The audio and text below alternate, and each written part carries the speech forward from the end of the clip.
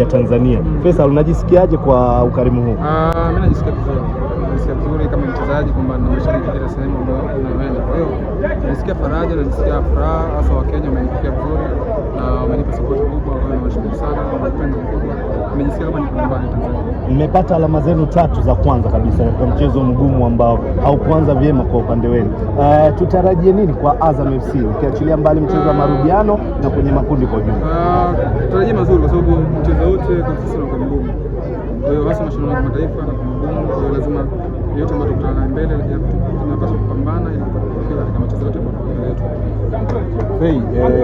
Kipindi cha kwanza mmetengeneza chance nyingi sana, especially dakika ya kwanza tu au ya pili ulipata nafasi ya kuweza kushinda kutumia.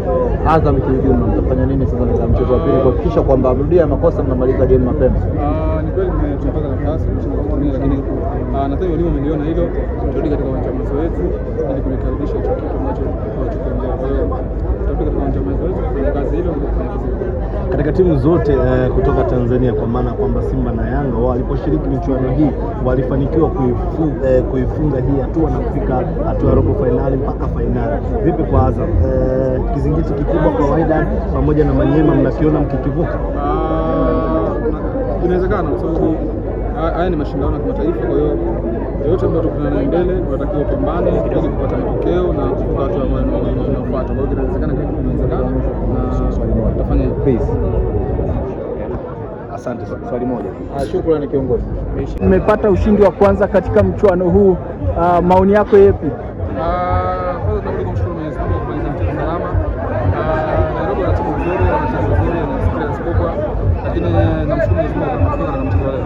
Ni kipi kilichotendeka ili mkaweza kupata ushindi huu?